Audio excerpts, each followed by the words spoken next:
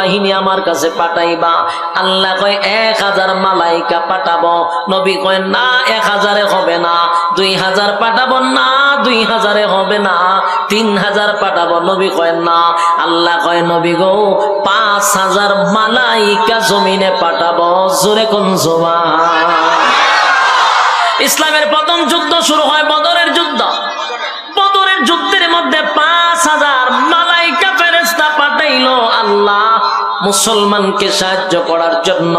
মুসলমানরা ইমানি জজবা লইয়া অস্ত্রের বলে নয়, ইমানের বলে তারা মাঠে নামছে, যা কিছু আছে তা লইয়া। আর বদরের যুদ্ধের সেনাপতি ছিল বেঈমানদের পক্ষ থেকে আবু জাহেল। আবু জাহিল্লা বড় বড় লিডার গুলা সেদিন যুদ্ধের ময়দানে আসছে, বড় অহংকার লইয়া আসছে। 300 জনকে 3 মিনিটে সব শেষ করে দিব। কি পরিমাণ অহংকার নিয়ে অস্ত্র সহ তারা মদিনায় আসছে রাসূলকে মারার জন্য। দুনিয়ার থেকে ইসলামটাকে মিঠাইয়া দিবে, দুনিয়ার থেকে আল্লাহ নাম মুছে দিবে। সেই যুদ্ধের ময়দানে আপনারা জানেন দুইটা ছোট্ট ছোট্ট বাচ্চা মুআজ আর মুআজ রাদিয়াল্লাহু তাআলা আনহু, ছোট দুই বাচ্চা 11 বছরের, নবীর কাছে এসে বলে নবী গো আমরাও যুদ্ধের ময়দানে যেতে চাই। নবীজি কয় না, যুদ্ধের বয়স হয় না। দুইটা বাচ্চা প্রতিযোগিতা দিয়া নবীর সামনে দাঁড়াইয়া বলেন আমাদেরকে যুদ্ধের ময়দানে লইয়া যান। শেষে দুই ভাইকে যুদ্ধের ময়দানে নিল। যুদ্ধে নামার আগে নবীজির মনের মধ্যে একটা আফসোস ছিল, আবু জাহেলের মাথাটা যদি আমার কাছে কেউ এনে দিতে পারত। কারণ এই আবু জাহেলের জন্য রাসূল 13টা বছর মাইর খাইছে, কত সাহাবী শাহাদাত বরণ করছে, কত মহিলা শাহাদাত বরণ করছে। ইসলামের 12টা বাজাইছে আবু জাহিল্লা, আবার 1000 বাহিনী লইয়া মদিনায় আসছে। সবচেয়ে বেশি খুশি হইবে যদি আবু জাহিল্লার মাথাটা নবীর কাছে কেউ দিতে পারে। কিন্তু দেখেন ওই দুই বাচ্চা মুআজ আর মুআজ ছোট দুই ভাই এই কথাটা শুনছে যে আবু জাহেলের মাথা নবীর কাছে দিলে নবী খুশি হয়। সবাই যুদ্ধে নামছে। মুআজ আর মুআজ 11 বছরের দুই বাচ্চা বাস পাখির মতো ঘুরতেছে আবু জাহেলকে ধরার জন্য। সুবহানাল্লাহ। আবু জাহেল সাধারণ কোন সেনাপতি ছিল না, 1000-এর মধ্যে সেনাপতি। সবার থেকে তার বডি বড়, সবার থেকে সে দক্ষ, চেহারা সুরত সর্বদিক দিয়া সে কিন্তু একটা স্বয়ং সম্পূর্ণ। তার সঙ্গে যুদ্ধ করতে গেলে হিসাব আছে, যে কেউ তার সঙ্গে তরবারি নিয়ে যুদ্ধ করতে পারে না, সামনে যেতে পারে না। কিন্তু 12 বছর 11 বছরের দুই ভাই আবু জাহিল্লার পিছনে দৌড়তেছে, কোন সময় আবু জাহিলকে ধরবে। দুইটা ভাই আবু জাহেলের ঘোড়ার সামনে গিয়া দাঁড়াইছে। আবু জাহেল ঘোড়ার উপরে, দুই ভাই ঘোড়ার নিচে। এদের সাথে কেউ যুদ্ধ করে না, ছোট বাচ্চা কেউ মারতেও চায় না। দুই ভাই এক ভাই ঘোড়ার পায়ের মধ্যে তরবারি দিয়ে আঘাত করছে। ঘোড়ার পায়ে যদি আঘাত করে ঘোড়া কি দাঁড়ায় থাকবো? জোড়ার সাথে সাথে মাটিতে পড়ে গেছে। আবু জাহিল্লা উপর থেকে নিচে পড়ে গেছে। নিচে পড়তে দেরি আর তরবারি গলার মধ্যে লাগাইতে দেরি নাই। সুবহানাল্লাহ। কত বড় পালোয়ান চিন্তা করেন আবু জাহিল্লা। ওই উপর থেকে যেমনি পড়ছে, পড়ার সাথে সাথে এক ভাই মেরে দিছে গলার মধ্যে, দেরি করছে না। কুবা শামসুর মতো কুবাইছে, জনমের কুবানি কুবাইছে আবু জাহিল্লা। কত বছরের বাচ্চা? 11 বছরের বাচ্চা। সবচেয়ে বড় অহংকার আর সবচেয়ে বড় সন্ত্রাস আবু জাহিল্লার 11 বছরের বাচ্চা তরবারি দিয়া গলার মধ্যে মেরে দিছে। গলাটা এখনো গলা বডির থেকে আলাদা করতে পারে নাই। এর ভিতরে আরেকজন বেঈমান আইসা মুআজ আর মুআজ দুই ভাইয়ের এক ভাইয়ের হাতের মধ্যে আঘাত করছে। হাতটার সাথে সাথে কেটে গেছে। ডান হাতে আর তরবারি নিতে পারে না, হাতটা কেটে ঝুলে আছে। অন্য হাত দিয়ে আবু জাহিল্লার গলার মধ্যে পৌঁছাইতে আছে। সুবহানাল্লাহ। যুবক ভাইরা আমার, লম্বা ঘটনা। এই আবু জাহেল অহংকার নিয়ে আসছিল। আল্লাহ কয় তুই বেশি অহংকার দেখাইছস, বড় কোন যোদ্ধা দিয়া তোরে সাইজ করব না, 11 বছরের বাচ্চা দিয়া তোরে শেষ করব। 1000 বাহিনী আসছে 300 জনকে মারার লেগা।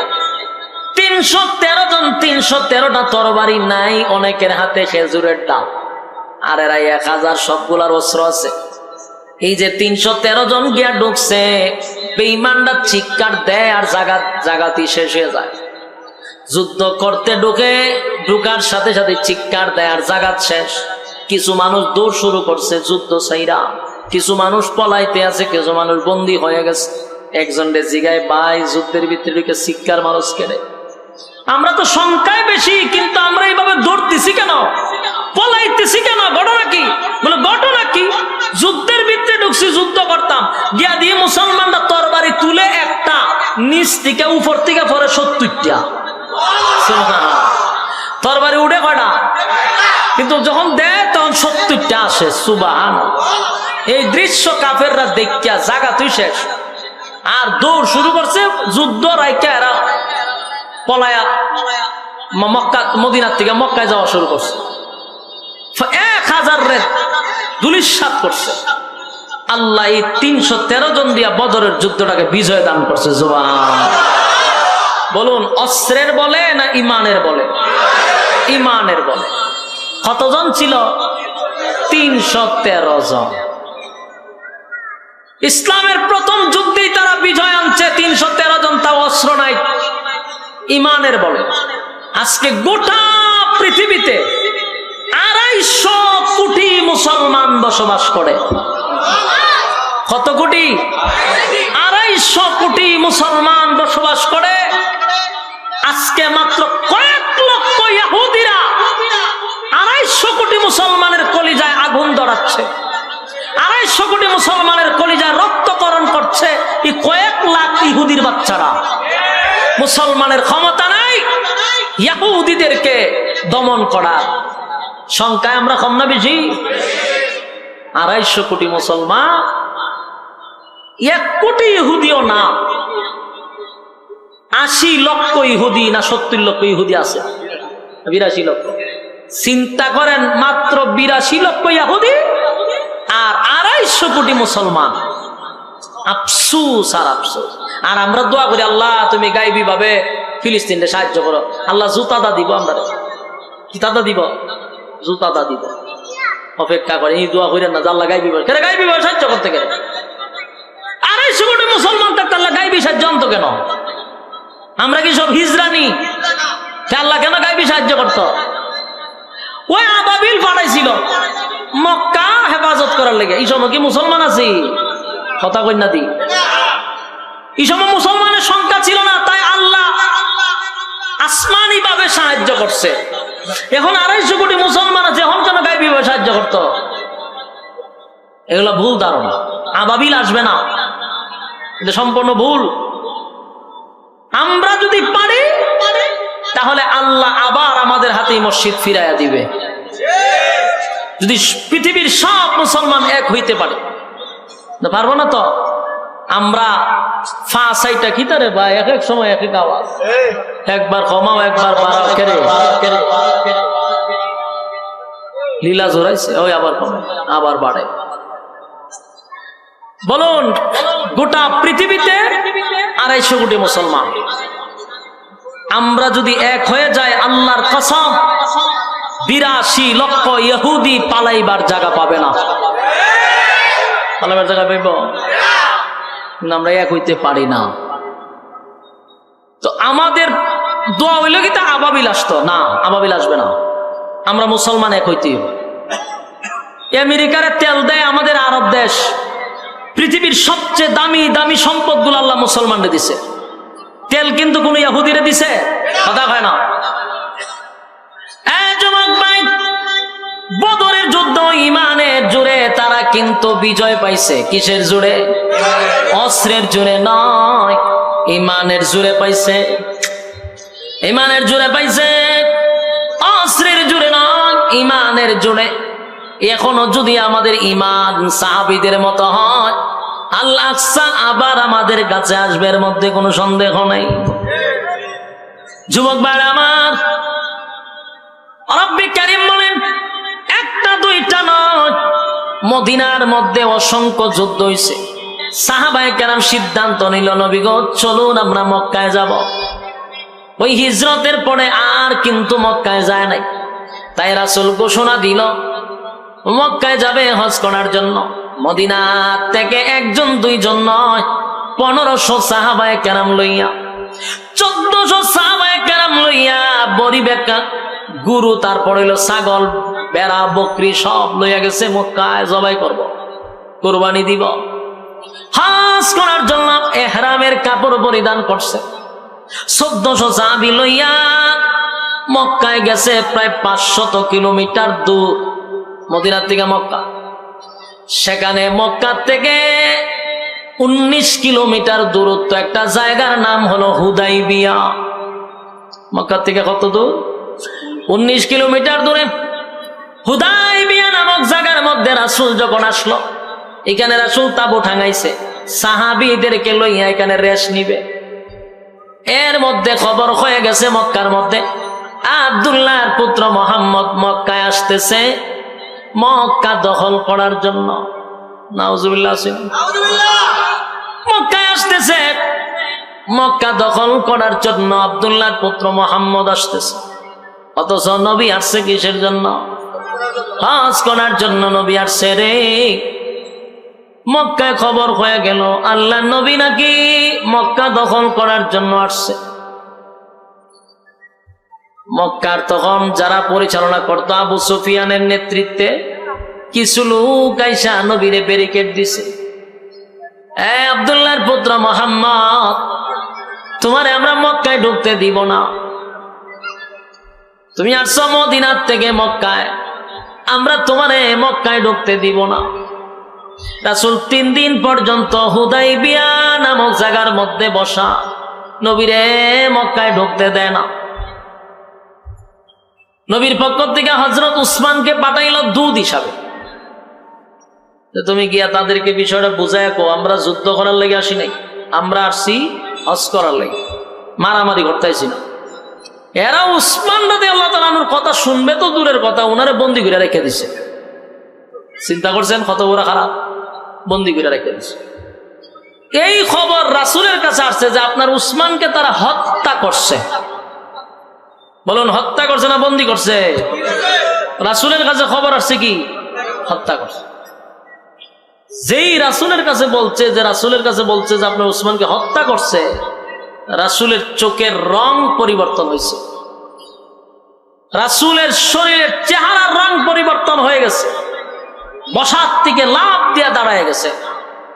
দাঁড়ায় সাহাবায়ে কেরামদের উদ্দেশ্যে রাসূল ভাষণ দিলেন, হজ উমরা পরের বিষয়, আমার উসমানকে যদি তারা হত্যা করে থাকে তাহলে আর মদিনায় যাব না যতক্ষণ না পর্যন্ত উসমানের রক্তের প্রতিশোধ না নিছি। কি বুঝলেন? খালি নরম না গরম? কথা কই না দি? আমরার মধ্যে গরম আসেনি? আছে, আমরার মধ্যে গরম নাই। আমরার মধ্যে গরম থাকলে গোটা বরিশাল জেলার মধ্যে, বিভাগের মধ্যে একজন আলেমদের রক্ত ঝরানোর পরে আপনারা কেন ঘরে বসে আছেন? কথা কন না দি? বুঝে রয়েছেন তো? একজন আলেমের রক্ত ঝরাইছে, সেদিন আপনারাও বায়াত গ্রহণ করা দরকার ছিল যে চরমনার পীর সাহেবের রক্তের প্রতিশোধ না নিয়ে আমরা ঘরে ফিরবো না ইনশাআল্লাহ। দরকার ছিল, কিন্তু আমরা এটা করি নাই। সম্মানিত শুধু রাসূল সেদিন নিজেই দাঁড়ায় গেছে, দাঁড়ায় বলছে উসমানের প্রতিশোধ না নিয়ে আমি মদিনায় যাব না। তোমরা কারা কারা আমার সঙ্গে আসো, হাত তোলো। রাসূল সাল্লাল্লাহু আলাইহি সাল্লাম যখন হাত দিছে, সাহাবায়ে কেরাম হাতের মধ্যে এইভাবে রাখছে, রাইখা বললেন, হুজুর আমরা সবাই আপনার কাছে বায়াত হলাম, উসমান রক্তের প্রতিশোধ না নিয়ে মদিনায় যাব না। ওইল বায়াত। এটা কি তা? এখান থেকে বায়াত আসছে। মূলত বায়াত হইছিল রক্ত দেওয়ার জন্য।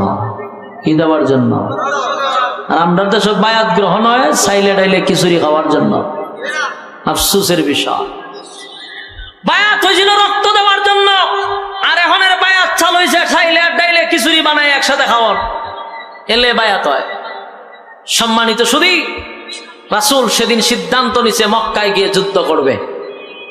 কিছুক্ষণ পরে এই যে বায়াত হয়েছে এই ঘটনা আবার মক্কা গিয়া ফুচ্ছে গেছে, গোয়েন্দা লয়ে গেছে। গোয়েন্দা গিয়া আবু সুফিয়ান কয়ে রে দরবার তো লাগছে, বেজাল তো লাগছে। বলে কি? বলে উফাই থাকবে না। আব্দুল্লাহর পুত্র মোহাম্মদ নিজেই তরবারি হাতে নিয়া সাহাবায়ে কেরামদেরকে নিয়া ওয়াদাবদ্ধ হয়েছে, মক্কায় আক্রমণ করবে, উসমানের রক্তের প্রতিশোধ নিবে। মক্কার মধ্যে তো আলোড়ন শুরু হয়েছে, কারণ এরাও কিন্তু ভয় পাইতেছে। কারণ 6টা বছর যুদ্ধ করছে, একটা তো ফিডা না খাই আইছে না, কথা হয় না, সমানে সাইজ করছে। মক্কার থেকে যারা গেছে একটারও ফিরত দিছে না, খালি গিরায় গাড়ায় কুবাইছে। এখন যে আবার যদি মক্কা ঘেরাও পড়ে, তাহলে এদের সাথে যুদ্ধ করে আমরা পারবো না, মক্কা তাদের হাতে নিয়ে যাবে। ভয় খুব ভয় পাইছে। আয়া তাড়াতাড়ি উসমান রাদিয়াল্লাহু তাআলা আনহুকে তাড়াতাড়ি ছেড়ে দিছে, তাড়াতাড়ি ছেড়ে দিছে। উসমান রাদিয়াল্লাহু তাআলা আনহু যখন চলে গেলেন হুদায়বিয়ায়, রাসূলের সামনে গিয়ে দাঁড়াইছে, রাসূল দেখে উসমান তো আইসা পড়ছে। উসমান যেহেতু আসছে, আমরা তো যুদ্ধ করতে আসি নাই, আসছি কিসের জন্য? হজ উমরা করার জন্য। আমরা ভেবেছিলাম উসমানকে হত্যা করছে। উসমান যেহেতু জীবিত আছে, সেখানে আর আমাদের যুদ্ধ করার কোনো দরকার। রাসূল শান্ত হয়ে গেছে। কিন্তু মক্কার মানুষ রাসূলকে মক্কায় ঢুকতে দেয় না। কিছুক্ষণ পরে আপনার আসছে, মক্কার যত বড় বড় লিডার ছিল সবগুলা রাসূলের সামনে আসছে। আয়েশা বলতেছে, আপনি কেন আসছেন? আল্লাহর রাসূল তাদেরকে সুন্দরভাবে একটা বক্তব্য দিয়ে বুঝাইছে। বলে, শোনো, 13টা বছর এক সাইডে আমরা মারছ, রক্তাক্ত করছ, বিটা বাড়ি ছাড়াইছ, প্রতিশোধ নেওয়ার জন্য মদিনার থেকে মক্কায় আসি নাই। প্রতিশোধ নেওয়ার জন্য মক্কার থেকে মদিনায় আসি নাই। আমরা আসছি হজ উমরা করার জন্য। এখন মক্কার মানুষ কইটা যদি হয় কথা, তাহলে আমাদের কিছু চুক্তি আছে, আপনাকে বিনা চুক্তিতে আমরা মক্কায় ঢুকতে দিব না, কারণ আপনি আমাদের অনেক লোকরে মারছেন। এখন আপনারা যে আমরা ঢুকতে দিব, এটা আমাদের বিশ্বাস হচ্ছে না। সুতরাং চুক্তিতে আসুন, সন্ধিতে আসুন। ওই হুদায়বিয়ার সন্ধি হয়। ইতিহাস যারা পড়ছেন সন্ধি শুনছেন তো? এই হুদায়বিয়ার সন্ধি এখানে দাঁড়ায় হয়। বলে সন্ধি কি? বলে আমাদের কিছু শর্ত আছে। শর্ত হলো 10 বছরের ভিতরে আপনাদের আর আমাদের মধ্যে কোনো যুদ্ধ হবে না। ওই যুদ্ধ বন্ধ করে দিছে মক্কার মানুষ, বলছে যুদ্ধ হইতো না। রাসূল কাচ্চা মাইনা নিলাম, যুদ্ধ করতাম না। 2 নম্বর হলো, এই বছর আপনারা হজ উমরা করতে পারবেন না। চিন্তা করেন কত বড় খারাপ। এই বছর হজ উমরা করতে পারবেন না। তোমরা তো 10 বছর যুদ্ধ করতাম না, মাইনে নিছি, উমরা করতে দিবা না, কেন দিতাম না। আগামী বছর আইবেন, আইয়া এই বছর একটা খাজা করে যাইবেন। দেন মানেননি, নাইলে বাদ দেন। রাসূল কয়, আচ্ছা আমি মানলাম। সাহাবায়ে কেরাম ছিল 1400, এর মধ্যে উমরও আছে। মেজাজ উমরের এমন গরম হয়েছে, তরবারি বাইর করে আর ভিতরে ঢোকায়, বাইর করে আর ভিতরে ঢোকায়। রাসূল দেখছে লক্ষণ ভালো না, উমরে কুন্ডারে গর্দান ফালাইয়া দেয়। উমরের আগে ছুড়ে আর সহ্য করতে পারতেছে না। সাহাবায়ে কেরামরা, হুজুর এই বছর আমাদেরকে হজ করতে দিতেছে না, উমরা করতে দিতেছে না, আর আপনি শর্ত মানতেছেন, এটা কেমনে হয়? রাসূল বলেন, আমি যা জানি তোমরা তা জানো না। এরপরে এরা আরো শর্ত দিছে, আমাদের মক্কা থেকে কোনো মানুষ যদি মদিনায় যায়, ইসলাম গ্রহণ করে, আপনারা তারে আমার দেশে আবার ফিরত দিতে বাধ্য থাকবেন। রাসূল কয়, মেনে নিলাম।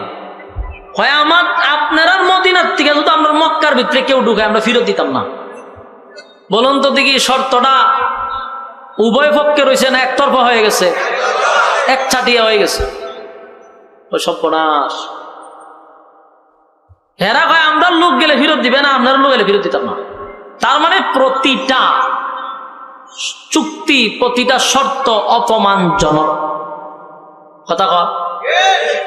সাহাবায়ে কেরাম খুব রাগান্বিত এবং মেনে নিতে পারতেছে না, কিন্তু রাসূল মেনে নিচ্ছে। রাসূল মেনে নিলে সাহাবীদের কোনো কিছু করার আছে? রাসূলকে যে শর্তগুলা দিচ্ছে বলুন, এগুলা কি উভয় পক্ষের না একতরফা? সম্মানজনক না অসম্মানজনক? অসম্মানজনক। এই অসম্মানজনক চুক্তি যখন করা শুরু করছে, অসম্মানজনক চুক্তি যখন করা শুরু করছে, সাহাবায়ে কেরাম খুব রাগান্বিত, এতে খুশি না। রাসূল বড় বেজার, সাহাবায়ে কেরাম খুশি না। রাসূলও কিন্তু বুঝাইতে চাচ্ছেন না, কিন্তু মাইনা নিতেছে, সব মাইনা নিতেছে। এখন সব চুক্তি যখন মানা হয়ে গেছে, এখন এটা কাগজে কলমে লিখতে হবে, স্টাম্প হইতো না, দরখাস্ত হবে, দুজনের স্বাক্ষর হবে, উভয় পক্ষের সাক্ষ্য এখন 51%। ওইরা এদের পক্ষ থেকে কেন দস্তখত দিবে, রাসূলের পক্ষ থেকে দস্তখত দিবে, এই চুক্তি সন্ধিনামা হইতেছে।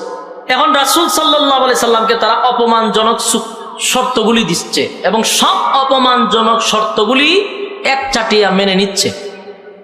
কিন্তু এখানে সাহাবী কে ছিল? হযরত ওমর। রাগ কম না বেশি?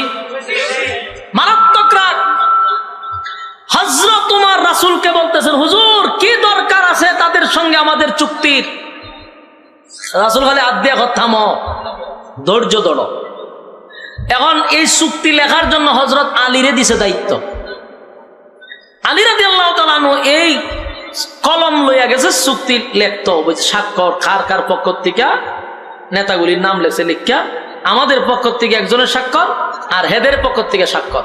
এখন এখানে লেখছে ওই মক্কার সর্দার সবগুলির নাম লেখছে, শেষে লেখলো আমাদের পক্ষ থেকে আব্দুল্লাহর পুত্র মুহাম্মদুর রাসূলুল্লাহ সাল্লাল্লাহু আলাইহি ওয়াসাল্লাম।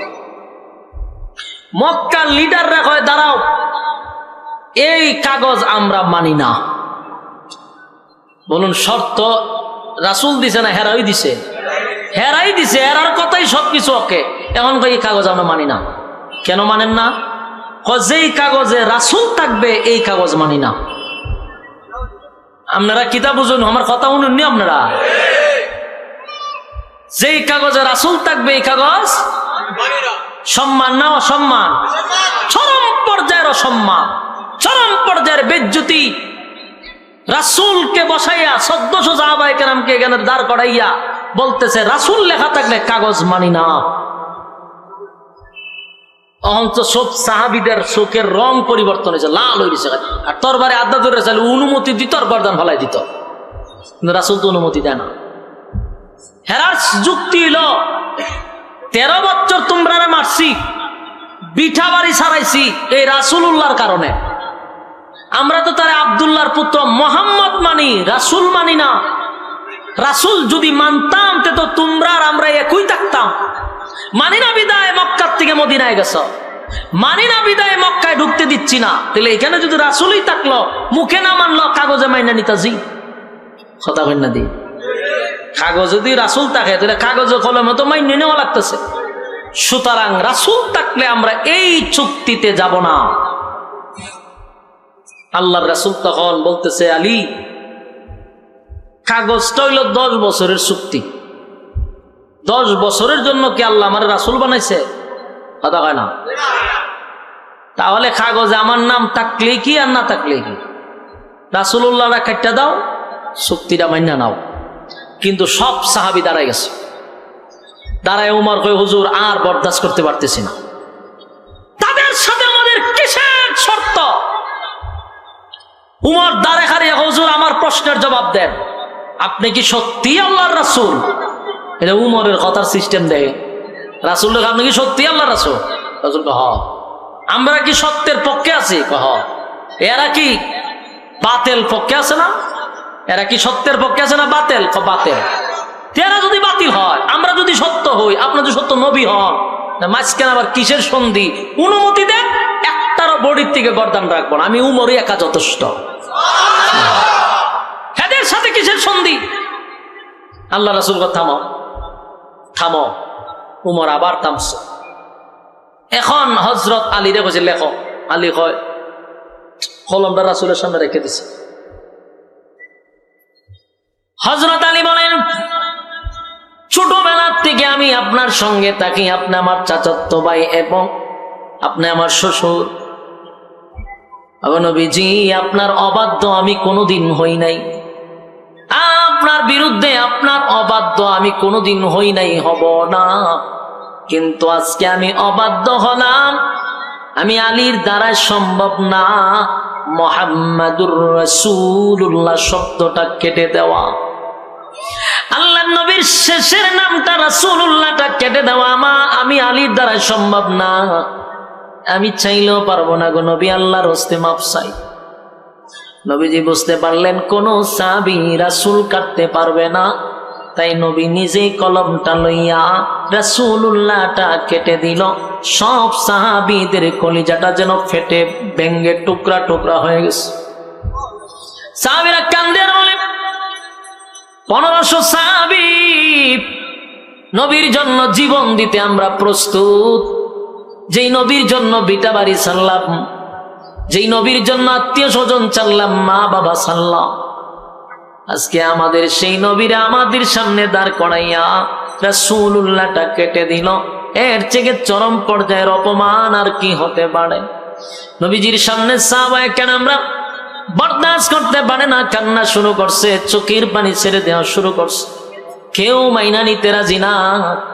নবী গো, কেমনে আমাদের সামনে রাসূলুল্লাহটা কাইটা দিল? কেউ বরদাস্ত করতে পারে না। নবী বোঝায় সাহাবীরা শুন, 10 বছরের চুক্তিনামা, 10 বছরের চুক্তিনামার মধ্যে রাসূল থাকলে কি আর না থাকলে কি, আমার আল্লাহ রাসূল বানাইছে কিয়ামত পর্যন্ত। কিন্তু সাহাবায়ে কেরাম মেনে নিতে পারলো না। 1400 সাহাবীদের সামনে রাসূলুল্লাহটা কেটে দিল, বরদাস্ত করতে পারে না। মনের মধ্যে কষ্ট লইয়া চুক্তিনামাগুলি মেনে নিল, সন্ধি মেনে নিল। এবার আল্লাহর নবী ডাক দিয়া বললেন, সাহাবীরা রে, মক্কায় তো আর ঢুকতে দিল না, বেড়া বকরি জানছিলা জবাই করার জন্য, হুদায়বিয়ার ময়দানে জবাই করে ফেল। এখানে জবাই করে এখানে কুরবানি দিয়া তারপরে আমরা মদিনার দিকে রওনা দিব। 1400 সাহাবী আল্লাহর নবীর নির্দেশ পালন করতে গিয়া পরিবেকরা বকরিগুলা, ভেড়াগুলা সবগুলা হুদায়বিয়ার আশেপাশে জবাই করে দিছে। জবাই করে সাহাবায়ে কেরামরা আশা লইয়া, বুক ভরা আশা লইয়া, 6টা বছর পরে আসছিল, মক্কায় যাবে, নিজের জন্মভূমিতে পাড়া দিবে, খানায় কাবা জিয়ারত করবে, হজ করবে, উমরা করবে, কিন্তু দিল না। বুক ভরা ব্যথা লইয়া 1400 সাহাবী রাসূলের অনুমতিতে মদিনার দিকে আবার রওনা দিছে। 1-2 কিলো নয়, 500 কিলোমিটার দৌড়াইয়া মরুভূমির রৌদ্র দিয়া 1400 সাহাবী মদিনার দিকে রওনা দিছে। কিন্তু ভিতরে একজনেরও শান্তি নাই। কোন সাহাবী তো নবীর সামনে কথা বলতেও পারে না, কেউ নবীর সামনে কথা বলার সাহসও পায় না। কিন্তু হযরত ওমর একটু রাত, কিন্তু মাঝে মধ্যে যে কোন কোন জায়গায় তাবু টাঙ্গা একটু রেস্ট নেওয়া লাগে, 500 কিলোমিটার দূর রেস্ট নিতে গিয়ে এক জায়গায় বসছে। হযরত ওমর আর ধৈর্য ধরতে পারছে না, রাসূলের সামনে গিয়ে আবার দাঁড়াইছে। দাঁড়ায়, এখন নবী গো, আমার কিছু প্রশ্ন আছে। রাসূল গো, প্রশ্ন করো।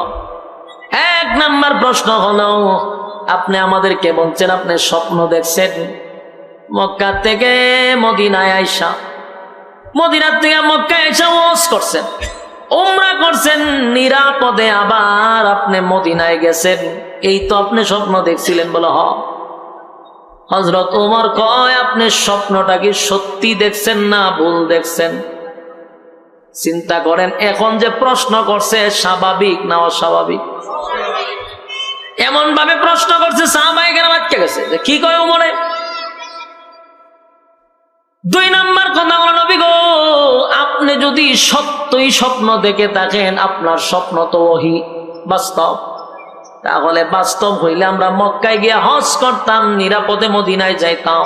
কিন্তু আপনার কথা অনুযায়ী তো মক্কায় আমরা ঢুকতেই পারলাম না।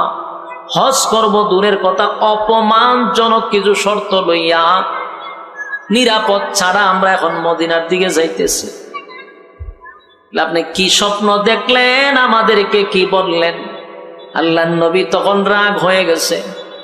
রাগ হইয়া বলতেছে, ওমর তুমি যে আমারে প্রশ্ন করলা আমি স্বপ্নটা সত্য দেখছি কিনা, ওমর রে বলো তো দেখি আমার স্বপ্ন যে তোমাকে বলছি, আমি কি তোমার একবারের জন্য বলেছিলাম যে আমার স্বপ্নটা আজকেই বাস্তবায়ন হবে?